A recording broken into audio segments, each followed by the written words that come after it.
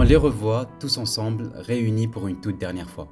Ils ont grandi, évolué, chacun dans un chemin différent, mais ils restent eux-mêmes. Ceux avec qui on a vécu tant d'aventures, tant de joie, tant de tristesse et tant de drames. Aujourd'hui, ils sont bien plus que camarades. Ils se sont réunis une toute dernière fois pour célébrer la place de numéro 2 de Shoto, mais surtout pour se replonger dans l'ancienne époque. Bienvenue dans cette vidéo à propos du dernier épisode spécial de My Hero Academia Mort. On va le décortiquer, lire entre les lignes et expliquer ce que tu n'as peut-être pas vu, une toute dernière fois. でももっともう少し話したかったな。よかった、いた。お茶子ちゃん、いいんだよ。 Ochako semble être le personnage principal de cet épisode. On voit où elle en est dans sa vie, comment elle gère son agence, qui consiste à faire différentes activités, dont aider et accompagner les enfants dans leur éducation et compréhension des alters, avec l'aide de Tsuyu et parfois avec l'apparition de quelques connaissances de héros pro qu'elle a depuis le lycée, comme le Big 3 de UA dans cet épisode. Elle semble à première vue être stable dans sa vie. Elle vit le quotidien et pense que c'est tout ce dont elle a besoin dans la vie, jusqu'à ce qu'elle recommence à rêver de Toga, rêve qu'elle oublie en se réveillant. Elle se demande pourquoi ces rêves, étant donné que les événements qui se sont passés avec Toga datent de plus de 8 ans maintenant. De l'autre côté, on a aussi les retrouvailles de Deku et de Kacchan. On ne peut pas vraiment appeler ça des retrouvailles, parce qu'on nous laisse comprendre que Bakugo fait quelques apparitions dans les cours de Deku. Un Bakugo qui a acheté une nouvelle caisse. On comprend que être numéro 4 des héros, ça paye bien, même si à cause de sa personnalité, son classement est dans le déclin. Et il finit à la 15e place. Et durant le trajet, on essaye de relier les deux intrigues de Izuku et de Ochako. Bakugo fait une sorte de leçon de morale à Deku en lui disant de ne pas se suffire à ce qu'il fait avant que ça soit trop tard. Il a dit, je cite, « Quand tout le monde est spécial, personne ne l'est vraiment ».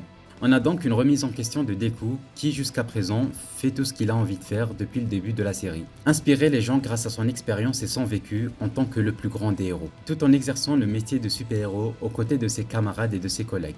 La vie de rêve quoi. Et comme il dit, il pense être béni des dieux, tout en se remémorant Shigaraki qui lui souhaitait bon courage comme dernier mot. Preuve que 8 ans après, il se souvient encore de lui comme il a promis à Spinner. Regardez-moi le sourire de Shigaraki, je vais chialer. Donc, récapitulant, Deku et Ochako, tous les deux se posent des questions en rapport avec leur vie actuelle. Comme l'a dit Ochako, tout le monde a fait le choix qu'il voulait faire et est comblé par celui-ci. Et pendant les retrouvailles de la classe, Deku se demande qu'est-ce qui lui échappe. Se retourne comme par hasard vers Ochako et bim, c'est ça en fait. Elle est là, mais ils sont toujours pas réunis. Depuis le lycée, il a apprécié tout le monde en amitié et en admiration. Mais elle, c'est bien plus que ça. Elle, c'est différent.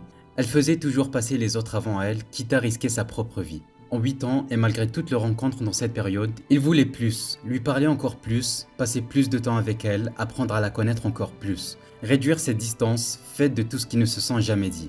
Bref, il voulait plus, d'où le titre de l'épisode, More.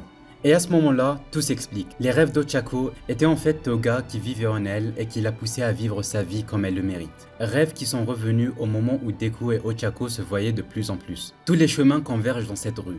Paisible, illuminée, dans une ambiance intime, chaleureuse, calme à l'extérieur, mais tremblante à l'intérieur. Pas de combat grandiose, ni de chaos pour cette fois-ci, mais quelque chose de beaucoup plus simple, mais tout aussi difficile.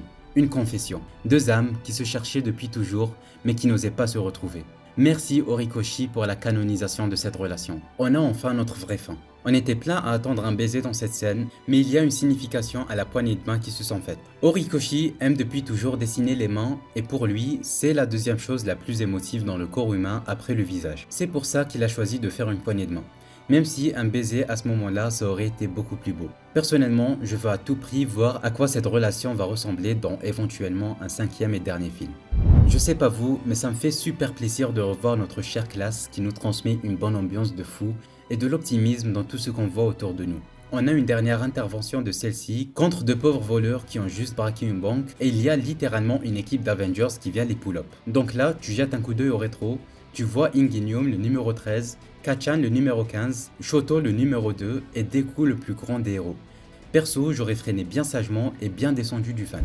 Parlons maintenant du classement des super-héros. La chose qu'on entendait tous depuis le début de la série, même si on comprend après que c'est un système assez défaillant pour la société, étant donné qu'ils jugent les héros par rapport à leur popularité et leur force, et pas uniquement par ce qu'ils accomplissent. L'exemple parfait est de Shinso, absent du classement alors qu'il possède un des plus forts haltères et qu'il a étudié en filière héroïque à UA.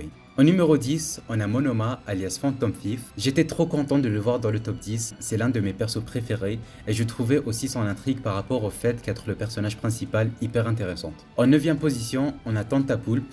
J'ai été assez surpris de le voir au-dessus de Engenium et de Tokoyami. Pendant les études, on nous montrait clairement qu'il était au-dessus de lui en termes de puissance, mais comme je l'ai dit, le classement ne juge pas que sur ça, donc bon. À ajouter aussi le fait qu'il a beaucoup apporté au combat des hétéromorphes dans la société, donc c'est assez mérité.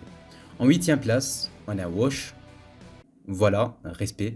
En 7ème, on a Nejire, l'une des anciennes Big 3 de UA, place amplement méritée je trouve. Peut-être même que je l'aurais mise un peu plus haut, mais bon, la concurrence est assez rude. En 6ème, on a Mirko, malgré les blessures qu'elle s'est faites au combat contre Shigaraki, elle reste quand même très forte. En 5, Best Jeanist, en 4, Dieu Sylvestre, et en 3, Mount Lady, l'ancienne génération de héros qui tient toujours dans le top 5. Et on voit que Headshot n'est plus, voire est très bas dans le classement. Mais bon, c'était ça ou la vie de Bakugo, donc bénef. En 2, on a Shoto, on nous a dit durant le dernier épisode de la saison 8 qu'il gravait les échelons très rapidement et qu'il commence à se détacher du nom de son père. Et avec Tantapulp à eux seuls, il représente la seconde A dans le top 10. En numéro 1, on a le grand Le Million, comme l'avait prévu Night Eye 8 ans auparavant. C'est amplement mérité, le mec est littéralement invincible, mais ça peut quand même lui causer des torts, comme on l'a vu dans le combat contre Shigaraki. Mention spéciale à Dynamite qui était censé être en top 4 à la place de Dieu Sylvestre, mais à cause de sa personnalité, le public ne l'aime pas trop, donc il est descendu en 15e place. Ce qui reflète toujours les problèmes concernant ce classement et cette société. C'est quand même lui qui a battu All for One, le plus grand méchant de tous les temps. Je peux d'ailleurs faire toute une vidéo dédiée à ce sujet si vous êtes chaud, faites-le moi savoir en commentaire. Mention spéciale aussi à Engenium en numéro 13, à Red Riot en 12, Uravidi en 24 et Froppy en 34. Et oui, on ne l'a toujours pas cité dans le classement, ce qui m'attriste beaucoup. Je sais pas vous, mais j'aurais bien kiffé le voir quand même. Je comprends tout l'intérêt du fait qu'il perde le One for All, mais bon, ça reste quelque chose d'inaccompli dans mon cœur de fan.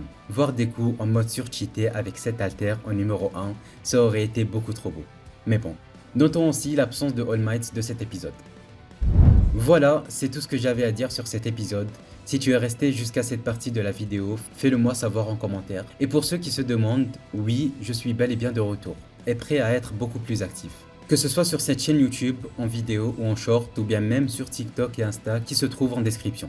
Merci d'avoir regardé, et n'oublie pas, dans les moments difficiles, bombe le torse, serre les fesses et souris. Ça ira beaucoup mieux. C'était Norguys, et à plus tard.